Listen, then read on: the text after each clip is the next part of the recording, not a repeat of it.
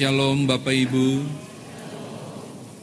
Suara saya kedengaran kah dengan bunyi hujan yang cukup lebat?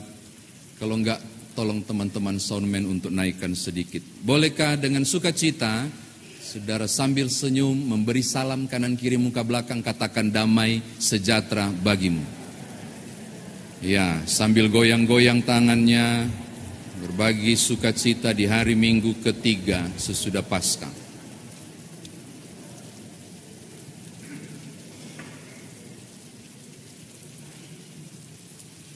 Ya, boleh saya mau khotbah. Bapak Ibu, jika saudara membaca teks ini, paling tidak ketika membaca ayatnya yang pertama bagian B, janganlah takut sebab aku telah menebus engkau, aku telah memanggil engkau dengan namamu, engkau adalah milikku. Kalau pakai terjemahan baru edisi pertama, aku telah memanggil engkau dengan namamu, engkau ini kepunyaanku. Kalau saudara yang baca sekarang, itu hal yang biasa. Tapi menurut saya ada yang tidak masuk di akal dan rasanya tidak tepat pada situasi dan kondisi oleh karena dua hal menurut saya. Yang pertama Bapak Ibu, Yesaya sebagai perpanjangan mulut Tuhan menyampaikan ini di saat Yehuda, Israel Selatan, sedang berada di tengah pembuangan. Kenyamanan mereka berubah total menjadi tidak nyaman. Ketika bait Allah runtuh, tembok Yerusalem hancur, lalu mereka digiring menuju ke Babel dan mengalami pembuangan. Ketakutan demi ketakutan mereka alami, kekhawatiran demi kekhawatiran mereka rasakan. Situasinya tidak berubah. Babel tetap jadi penguasa. Bahkan seperti tadi pagi saya katakan di GPIB Karis, bahwa peperangan zaman dulu itu melibatkan kuasa para dewa. Bangsa mana yang menang, itu berarti dewanya menang. Bangsa mana yang kalah, itu berarti dewanya kalah. Sekarang saudara bisa bayangkan ketika Babel menghancurkan Yehuda. Dewa mana yang lebih baik? Dewa mana yang lebih berkuasa? Dewa mana yang menang? Lalu tiba-tiba muncul kalimat, jangan takut sebab aku telah menebus engkau. Gak ada efek. Situasinya belum berubah. Mereka masih dalam ketakutan dan kekhawatiran. Bagaimana mungkin menyebut jangan takut, sementara kami sedang dalam penderitaan pada pembuangan. Jadi ketika saudara membaca hal ini, saudara akan menemukan satu hal pertama, yaitu situasi firman ini enggak cocok dengan kondisi yang mereka alami. Oke, ini yang pertama yang saya bilang yang tidak sinkron. Hal kedua yang enggak sinkron adalah ini. Babel dipakai, pasal 5 ayat 20 seterusnya saudara akan menemukan bangsa-bangsa asing dipakai dengan sengaja oleh Tuhan, termasuk Asyur untuk Israel utara, dan kemudian Babel untuk selatan yaitu Yehuda. Itu dengan sengaja Tuhan pakai sebagai cara Tuhan menghukum mereka. Menghukum loh, dengan sengaja dipakai untuk menghukum. Waktu wilayah utara jatuh oleh karena Asyur, Yesaya sudah ingatkan ini Yehuda bertobat, berbalik kepada Tuhan. Kepala angin tetap saja bikin dosa, maka Babel menghancurkan mereka dan bawa mereka pulang. Kenapa saya bilang ini enggak sinkron yang kedua? Tuhan begitu murka dan marah, menggunakan bangsa-bangsa penyembah Baal untuk menghukum umatnya. Harusnya amarahnya mendidih luar biasa dan membiarkan umat itu terpuruk di situ. Dalam amarah yang dahsyat dihianati oleh umat yang dia kasihi, umat tetap berkhianat dan menyeleweng, dihukum. Dalam amarah yang membara, muncul ayat 1, jangan takut sebab aku telah menebus engkau. Masuk di akal enggak? Dalam amarahnya Tuhan menghukum umatnya, tiba-tiba jangan takut, engkau sudah kutebus. Bagi saya enggak cocok. Harusnya makanya bertobatlah, harusnya begitu. Menuding. Tapi yang terjadi adalah datang dengan belas kasihan, meneguhkan dan menguatkan. Makanya kalau saudara baca ayat 1b, kayaknya bertolak belakang. Apa penyebabnya nanti sebentar, ada beberapa hal yang menarik ke bawah ini. Catatan kedua, tolong lihat ayat 1 bagian A. Namun sekarang beginilah firman Tuhan yang menciptakan engkau, hai Yakub, yang membentuk engkau, hai Israel. Tidak masuk di akal, mulai terjawab. Kenapa ada Tuhan model begini? Kepada umat pilihannya, dihukum, dibuang. Bait Allah runtuh loh. Tembok Yerusalem hancur.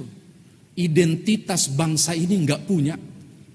Lalu kemudian tiba-tiba diampuni dan ditebus. Pada kurun waktu 70 tahun mereka balik. Pertanyaannya, bagaimana bisa terseperti itu? Kita menemukan jawabannya di ayat 1a. Karena aku yang menciptakan engkau. Beresit bara Elohim. Pada mulanya Allah menciptakan. Menciptakan dari kata bara. Dari ketiadaan menjadi ada. Aku yang membentuk engkau. Yatsar. Itu untuk para tukang periuk dan para pekerja mempola. Mau bicara soal apa? Ada relasi yang khusus ternyata.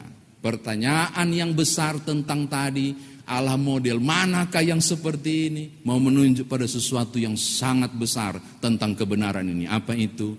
Tuhan membangun relasi khusus. Kenapa lu gak perlu takut? Kenapa sulit kau mengerti? Kenapa bait Allah tetap runtuh? Engkau kemudian dibuang. Mengapa A, mengapa B? Dengarkan, aku yang ciptakan engkau. Aku yang bentuk engkau. Aku kenal engkau. Dan Tuhan tidak pernah melupakan ciptaannya. Oh, ini menarik. Memberi pemahaman yang besar bagi orang Israel bahwa kendati pun begitu amarah hukuman ini dan derita berat mereka harus terima. Dengarkan Israel, saya tahu kau. Saya kenal engkau. Karena aku yang ciptakan, aku yang bentuk engkau. Enggak usah takut. Enggak usah takut. Masih ada penciptamu. Jadi ayat 1a dan b punya kaitan yang luar biasa. Yang berikut saudara, alasan yang lebih dalam lagi. Mengapa kemudian keluar istilah jangan takut itu, saudara dapat menemukan di ayatnya yang keempat. Oleh karena engkau berharga dan mulia di mataku, dan aku mengasihi engkau, maka aku memberikan manusia sebagai gantimu dan bangsa-bangsa sebagai ganti nyawamu. Membicara soal penebusan dan kita menemukan alasan yang cukup konkret di sini. Mengapa kemudian Tuhan begitu perhatikan amat sangat umat yang kepala batu dan kepala angin ini tetap saja ditebus, melawan tetap saja diampuni. Derita mereka belum berakhir juga dijanjikan keselamatan melalui jangan takut. Ternyata kita menemukan hal yang luar biasa. Karena di mata Tuhan umat pilihan ini berharga. Engkau berharga di mataku karena aku mengasihi engkau. Kita dapat 3 hal khusus. Mengapa? Karena Tuhan yang ciptakan. Kalau Tuhan yang ciptakan, dia tidak akan buang ciptaannya. Yang kedua, karena dia yang ciptakan, dia pandang sangat berharga. Alasan sangat berharga adalah karena dia mengasihi. Makanya saya mau katakan kepada Bapak Ibu, penting sekali memahami hal yang gak masuk di akal tentang Tuhan ini. Adakah Tuhan yang seperti itu? Ada. Yaitu Allah yang mengasihi, kendati pun mereka tidak kasihi Allah dengan sungguh. Allah yang memandang mereka sangat berharga. Kendati pun penyembahan yang berharga tidak mereka berikan kepadanya. Allah yang benar-benar care dan peduli di saat Israel tidak peduli kepada Allahnya. Oh, penyembahan Baal terjadi luar biasa Bapak Ibu. Tapi Tuhan balik lagi mencari dan menyelamatkan mereka. Sampai ada janji loh di ayat yang kedua. Mau sungai, mau air, mau api yang membara, sungai tidak akan menggelamkan engkau, api tidak akan menghanguskan engkau, karena aku Tuhan akan menjagamu. Padahal masih di pembuangan, sulit untuk pahami kondisi itu. Padahal masih menderita, tapi diberi janji yang gak masuk di akal, yaitu kondisi pemulihan. Saya kira demikian firman Tuhan ditafsirkan bagi kita. Sekarang bagaimana kita bawa dalam kehidupan beriman kita. Tadi pagi saya sudah menyampaikan di sebuah ilustrasi, di Karis tentang ilustrasi ini. Saudara sudah nonton di kanal YouTube saya sudah diposting. Ada seorang pendaki gunung yang hebat banget, senang berpetualang, tapi juga senang pisah dari rombongan karena dia mengeksplor banyak hal. Satu ketika dia sengaja terpisah dengan rombongannya, dengan sengaja, orang lagi lurus mungkin dia belok, dia mengambil jalur yang lain yang jarang ditempuh. Dan rupanya dia tersesat. Tapi orang ini sangat profesional. Jadi dia menggunakan apa saja untuk mencari cara balik ke pos pertama. Dan dia melakukannya sampai kemudian ternyata dia punya pencahayaan, senternya mulai habis baterai. Tapi tetap berusaha dan gak tahu kenapa dia dapat kesialan di malam itu. Malam itu dia sial banget. Dia tersandung, keseimbangannya goyah dan benar dia tidak sadar karena terlalu gelap. Dia jatuh, terperosok dalam jurang. Itu sangat menukik sekali. Jadi Bapak Ibu bisa bayangkan dia jatuh terpanjang sekali. Tangannya berusaha menggapai-gapai sambil turun kencang. Dia berusaha. Syukurnya dia bisa pegang salah satu dahan. Begitu kuat. Dalam kesakitan menahan perih luar biasa. Dia bilang untung ada dahan ini. Andai kata tidak, udah hancur kali dia di bawah. Dia berusaha sekuat tenaga. Tapi sehebat apapun, tenaganya mungkin lama makin habis. Udah tengah malam mendekati subuh, udah gak kuat dia. Dia mulai berteriak mencari upaya untuk teman-teman serombongan. Kemudian mungkin mendengar jeritannya. Gak ada yang dengar, dia gak ada. Sampai satu ketika dia punya ide. Kenapa gak panggil Tuhan? Bapak Ibu pernah alami gak? Ketika sudah di ujung tanduk, biasanya orang langsung jadi rohani. Dan langsung Kristen sekali. Oh Tuhan tolong Pak kita. Pokoknya segala rayuan kalimat doanya muncul. Tuhan tolong. Pas dia lagi semangat berdoa dengan penuh penyerahan diri, tiba-tiba ada suara entah lewat telinganya atau kepalanya. Anakku, ini Tuhan. Aku mau menolong engkau. Wow, puji Tuhan. Tolonglah aku, semakin gencar. Tolonglah aku Tuhan. Ya, saya akan menolong engkau. Tapi sebelumnya tolong bantu saya. Ini Tuhan kah bukan? Kenapa minta tolong ke saya? Nah saya juga minta tolong ke dia. Ada apa? Tolong bantu saya. Lakukan sesuatu penting ini supaya engkau dapat diselamatkan. Segera lepaskan dahan itu sekarang. Oh Tuhan. Dia sototofori ada tahan begini. Dalam kelelahan tiba-tiba. Lepaskan dahan sekarang. Dia langsung bilang, kalau engkau Tuhan permisi, mungkin kau Tuhan yang salah. Halo, adakah yang lain yang bisa tolong saya selain Tuhan? Udah kacau Bapak Ibu. Tapi itulah tenaga orang punya batasnya. Mendekati subuh, matahari hampir terbit. Cahaya di ufuk itu sudah mulai kelihatan kemerahan. Dia udah gak kuat. Akhirnya dia menyerah, dia lepas. Waduh, parah Bapak Ibu. Bum, jatuh. Terduduk. Jatuhnya bukan terguling tapi terduduk. Dia periksa, nyanda apa-apa. Matahari mulai naik. Pas dia tengok apa? Sudah terang. Ya ampun, dahan itu punya jarak dengan kakinya sampai ke bawah cuma 30 cm. Oh wetae, dia bilang kalau begitu dari tadi malam kita sudah lepas. When God doesn't make sense. Ketika Tuhan tidak dapat dimengerti. Kadangkala cara ia melaksanakan tujuan dan targetnya penuh rahasia, dan engkau dan aku tidak paham. Bagaimana mungkin ada kelegaan di tengah pembuangan? Bagaimana mungkin bilang jangan takut di saat kami resah karena kami tahu belum padam itu api di sana sedang terbakar. Dalam reruntuhan bait Allah hancur dan semua penuh darah. Bagaimana mungkin menerima berita jangan takut di saat kami sedang terpuruk? Israel barangkali Yehuda menyampaikan itu. Saya mau kasih tahu saudara, banyak hal yang tidak mampu engkau pahami tentang Allah. Karena caranya sulit untuk dimengerti dan dipahami. Saya nggak tahu apakah ilustrasi ini cocok atau tidak. Tapi saya mau bilang beberapa hal perlu dilakukan dengan wilayah yang tepat. Kalau Tuhanmu sulit engkau pahami.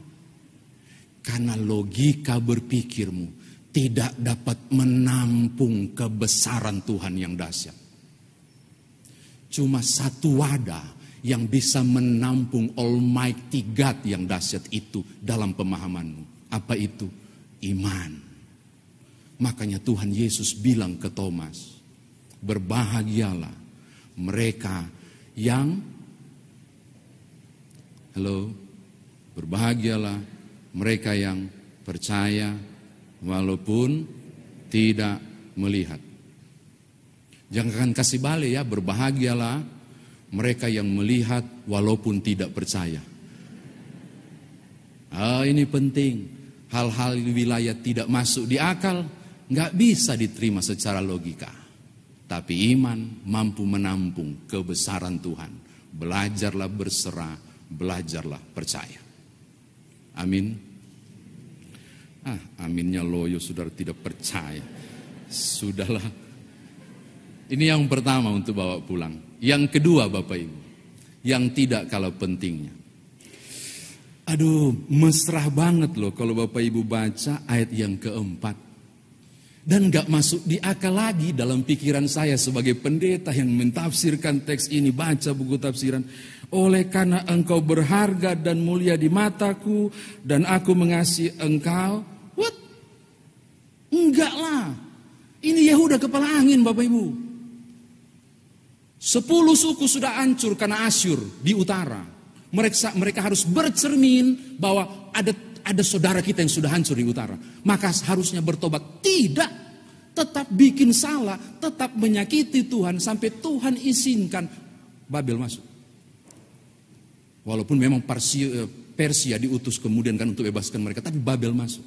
Apa yang saya bilang? Ini kepala angin. Masa masih bilang lagi, engkau berharga. Aku mengasihi engkau. Saya mau katakan begini kepada saudara-saudara. Dan ini sangat penting. Dan mestinya kalau saudara mendengar ini, saudara merinding. Dengarkan. Tidak ada kadar yang dapat engkau ukur seberapa besar Tuhanmu dan Tuhanku mengasihi engkau. Dengarkan. Kasihnya tidak bisa engkau ukur. Sejahatnya Yehuda, Tuhan mau. Tuhan tetap mau dan bawa mereka pulang dengan kalimat yang menarik, engkau berharga di mataku. Makanya saya senang membuat penyataan ini. Malaikat berdosa, Tuhan buang. Tuhan buang ke neraka. Tapi manusia berdosa, Tuhan cari. Aku dan engkau, Tuhan cari. Bahkan turun dalam kemuliaan menjadi paling hina. Paulus bilang, bahkan mati di kayu salib. Itu mau bilang soal engkau berharga di mata Tuhan. Dalam dosa loh. Makanya saya bilang, gak ada orang yang bisa membandingkan kasih Allah yang luar biasa itu. Bahwa berharga di mata Tuhan, saudara dan saya. Makanya saya mau katakan poin ketiga ini. Siapapun Bapak Ibu yang barangkali sedang putus asa, yang sedang berpikir hal-hal yang tidak nyaman, saudara sedang dihakimi tentang masa lalu, atau orang lain sedang menuding engkau. harga dirimu tercabik-cabik oleh perkataan orang lain. Dan aura negatif muncul hingga engkau berputus asa.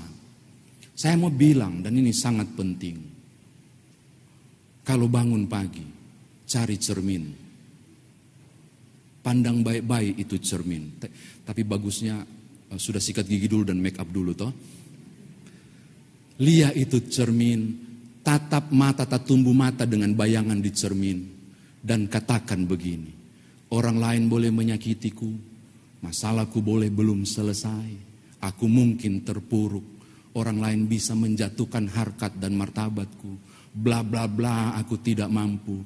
Tapi dengarkan aku, katakan ke cermin itu, di mata Tuhan engkau berharga.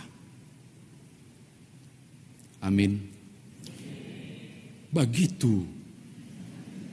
Bangkit lagi dan bilang, di mata Tuhan engkau katakan, aku berharga, aku berharga, aku berharga. Aku mau bangkit lagi, aku mau bergerak lagi. Dalam kehinaan di Babel masih ada janji jangan takut. Maka dalam terpurukku di sini sekalipun, aku akan berdiri lagi. Menggapai masa depan bersama Tuhan. Karena aku tahu di mata Tuhan aku berharga. Itu loh konsepnya. Supaya apapun yang saudara alami, saudara harus ingat. Kehinaan di Golgota, dalam kerendahan Tuhan mau buat. Itu semua untuk aku, saya dan saudara. Maka dia siap melakukan apapun untuk saudara. Asalkan engkau belajar percaya dalam iman. Ini terakhir sekali. Mau tutup. Kalau dari tadi kan manis-manis ini khotbah toh. Menguatkan, mengokohkan. Cuma mau kasih tahu. So mau tutup, mau bilang ini dulu. Cuma jangan kepala batu. Oh betul harus disampaikan walaupun tidak enak. Jangan kepala angin. Itu sekali loh untuk selama-lamanya. Kisah penyalipan dan penebusan itu dengan kasihnya. Jangan mau jatuh dalam dosa lagi. Jangan buat Tuhanmu yang mengasihi engkau tersalib lagi dan saya. Maka aku dan Bapak Ibu mestinya berupaya sedapat mungkin. Kalau Tuhan bilang aku berharga, maka aku akan memberi nilai dan harga yang sangat tinggi pada pengorbanannya. Supaya hidupku selalu dalam kebenaran yang Tuhan izinkan. Selamat menikmati sayang Tuhan yang luar biasa. Engkau jatuh, Tuhan mengangkat saudara. Engkau dan aku berdosa, Tuhan datang cari Bapak Ibu. Maka kiranya sebentar kita pulang. Untuk jalan dari parkiran ke mobil, dari mobil sampai rumah, bersenandunglah dengan sukacita. Aku berharga di mata Tuhan. Tuhan berkati Bapak Ibu. Haleluya. Amin.